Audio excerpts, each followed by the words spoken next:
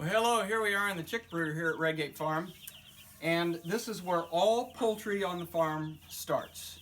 Now, it used to start in our basement in a cardboard box, and then we upgraded to the high-tech horse trough, and then we decided we need to look at a real brooder, a brooder that's expandable, it's easy to clean out, it's easy to control from predators, heat temperature, and all the things that we need to worry about with brooders. And so we designed this, and we've had a couple of people actually really comment on this and copy it, so we thought we'd give you a quick run through on how this works. First of all, we decided to build these drop down doors. These actually pick up, they go up and down on these tracks, and they'll actually attach to the ceiling and close off our storage area. That's very important, and we'll talk about that in a little bit. The storage area up here, we built it nice and stout, strong enough that you can walk on, so you can get up there and clean the whole thing out. You see it's kind of messy right now. But we store everything from crate carriers. We've got all sorts of pieces and parts for our waters and feeders and stuff out in the field. We've got 3-foot range feeders, we've got 4-foot range feeders, we've got bell waters, 5-gallon buckets for gravity feed, and extra cords and everything.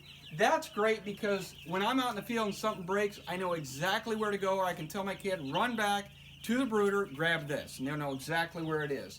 It's also good to inventory your stuff. So we start back down here, these drop-down gates that we just talked about.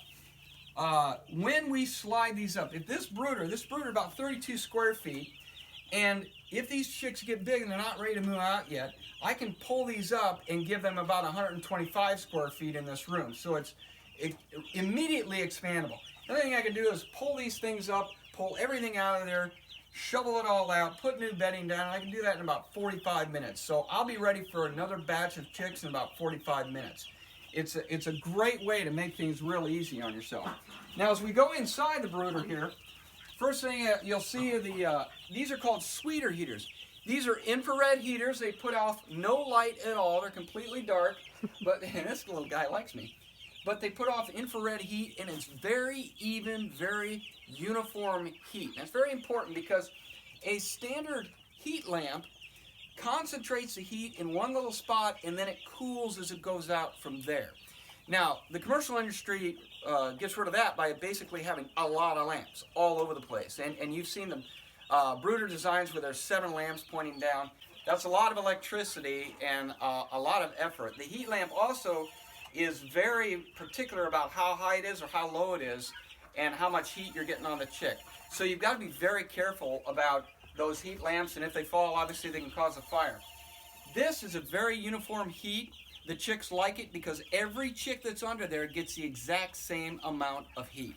No more, no less. On a heat lamp system, when there's a hot spot in cool areas, the chicks tend to fight for the hot spot, and sometimes they'll suffocate the ones on the inside, or if it's too hot, they go to the outside, and some of the ones on the outside are chilled. There's a lot of stress on the chicks. I really like these. Now, I always do have a heat lamp inside. That's kind of my gauge on, is it too hot or too cold? How is the heat lamp setting at this point?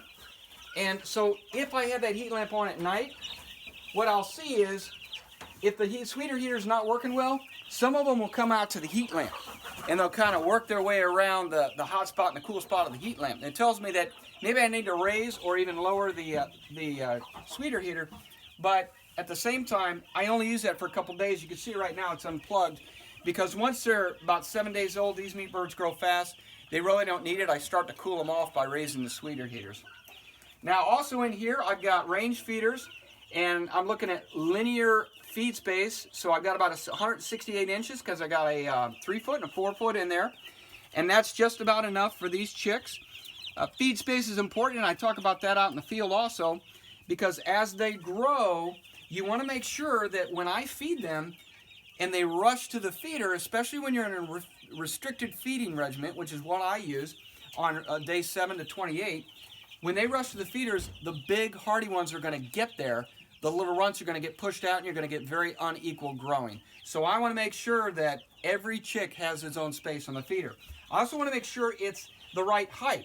That feeder is about the height of his neck, okay? Right where his neck attaches his body, that's where I want it. And I will raise that up as they grow because I want them reaching over the top in order not to waste feed. You see that the waters are the same height, right about where the base of the neck is. Now, see, he's getting a little tall there, but it's basically the rim of that is at the base of his neck. And that keeps the water extremely clean. And these Bell waters are great because to clean them out, I just dump like that and they refill on their own. I love those. Those are gravity fed. I've got the buckets outside of the brooder so that I can just walk outside every morning. I peek in here. I peek in the buckets. I pour in what I want. Sometimes I add mineral in that water. Sometimes I add copper, apple cider vinegar. But if I want to use milk, which sometimes I give them milk, I'll go ahead and put that in a separate water because I don't want the milk to spoil in there and get all rotten. It's hard to clean out. So I'll put it in a separate thing, and I do feed them milk every couple days. So what else we have in here is you can see these waters are adjustable in height. I also keep a light because I like the chickens to have light during the day and dark at night. My heat lamp, when I use that for the first couple days, is always a red lamp because if a chick has a little blood on them and the chicks see it, they have a tendency to kind of attack that chick. But with a red lamp, they can't see that. And again, I like at night for it to be dark and during the day light. That really makes them more accustomed to the outside solar cycle. And when they move outside, it's not nearly as much of a stressor. So last thing we'll talk about here is our bedding. Now this is shredded paper here.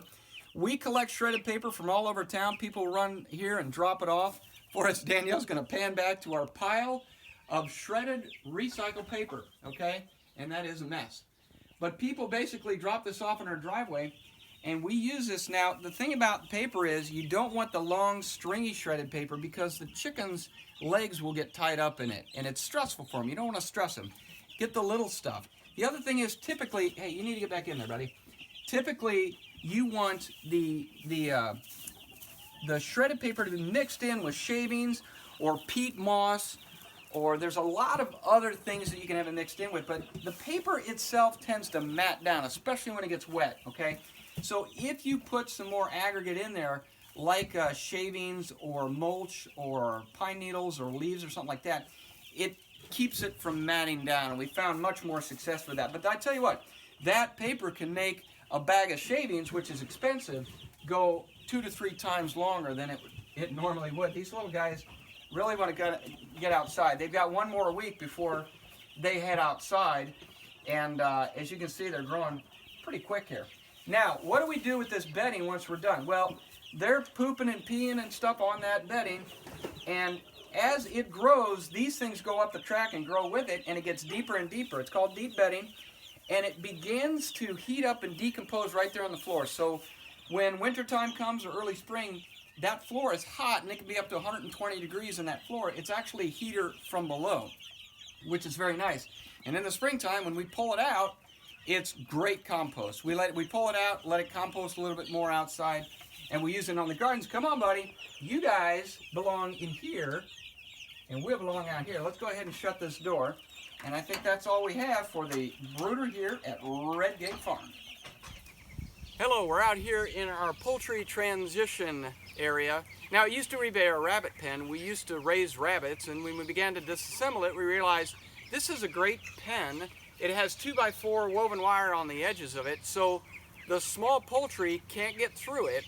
But if they're too small to go out to poultry netting, which has the 4x4 holes, this is a great transition.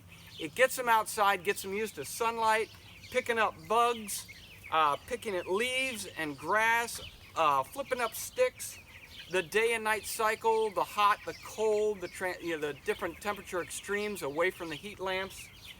We even, for our layers, these are actually broilers here, but for our layers, we actually put roosts in there. We train them to the roost, just like we had in the brooder, we had roosts. We also have roosts out here that we train them to so that when they get out there, they know how to roost. So the initial brooder is about 32 square feet. When I pick up the gates, that's about 130 square feet. This is around 1,200 square feet. So obviously they could stay here a long time, and for layers, they're going to be here a lot longer than broilers. Broilers are only here about a week, but layers will be here for over a month in this transition area. Now, the key to this transition area is that we have to have protection for the poultry. So every night, just right after chores, basically, before it gets dark and the raccoons and the foxes come out, we bring a dog here. A lot of times the dogs don't particularly like chick duty in here because it's kind of small for them. They like to run. So first thing in the morning, we let the dogs run again. We just at night want protection in here for the chicks. So the other things you'll see is these tarps here. In some extreme temperatures, when it's early spring, maybe late fall or something, where we're transitioning poultry, we can drop those down, give them a little bit of heat. I can even run a cord out here and put some sweeter heaters in.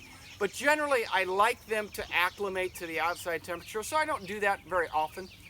Now, on there you'll see 5-gallon buckets on top. Those are gravity fed to the bell waters. Those are the same bell waters that are in the brooder. We transition those out here.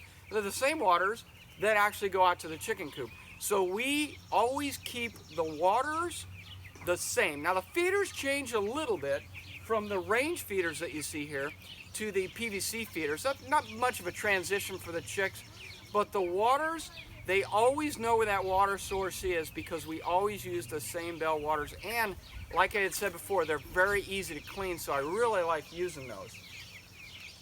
And the rest of the stuff over here is basically, you'll see mulch from the electric company that goes around and chews up all the trees around the power lines. We have them dump their mulch here.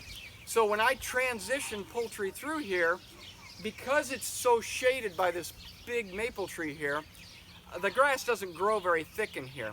So in order to cover up some of that manure and let it break down a little bit better, I'll take wheelbarrowfuls of mulch in here and let that break down so it's sterilized for the next batch of chickens to move in. So that's our transition area here at Redgate Farm. Now we're out here at the layer coop, guarded by our trusty livestock guardian dog Aspen, who keeps an eye on our chickens for us and always stands around for a quick pet now and again. So the layer coop is designed basically for two things, for laying eggs and for roosting at night. As you see, it has no doors. The chickens don't hang out in here during the day. They're wandering around the pasture trying to find bugs and worms and grass and things like that, and that's the way the chickens should be.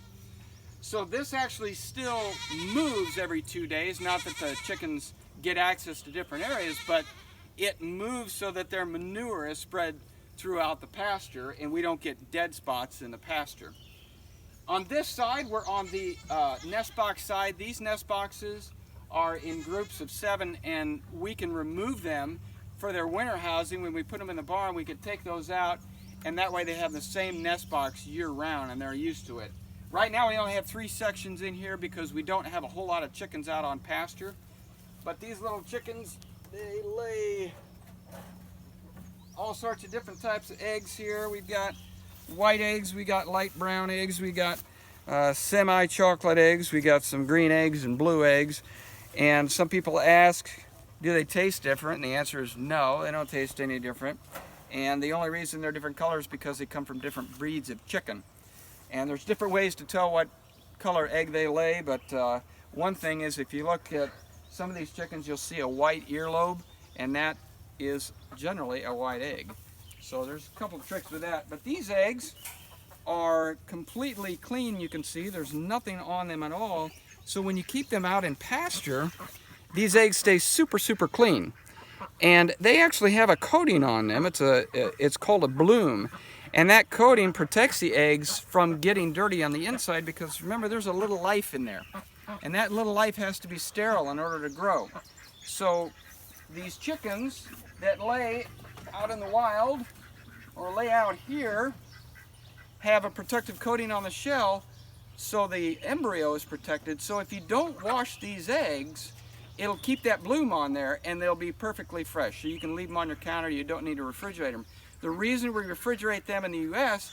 is because USDA requires them to be washed.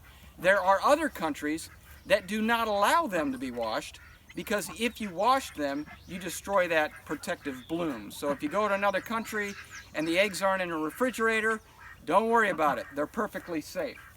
Oh, looks like Aspen's taking a break.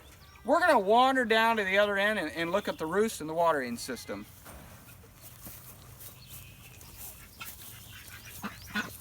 As we're going down there, you'll see these 10-foot PVC. That's how we feed them. We put the grain in there, and we raise that high enough such that the chickens have to duck their neck over the edge, and that keeps it cleaner in there. Now you see it's kind of at an angle because we got tall chickens and short chickens. And there they all, and there's some ducks in there. There's some ducks in there. We're trying to train them to the pond, but they really like hanging out with the chickens, so we'll have to get them back down there. This then gives you a good idea of the coop structure as far as the roost. Now, chickens have a hierarchy. The king chickens are up top there, and they'll knock the younger ones down, and so they roost all the way up. And notice that they're in a V here, so nobody roosts underneath, so they don't get dirty at night.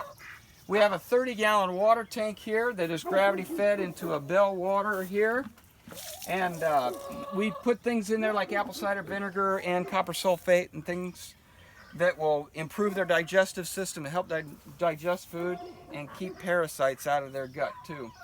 On the front here is where we can pick it up and pull it, or hook it to a golf cart and drive it. We only drive it about 40 or 50 feet ahead, and we do that, like I said before, every 2 days. But that's it for the layers, and they look like happy chickens in there, as well they should be, because they have about 6 acres to roam out here.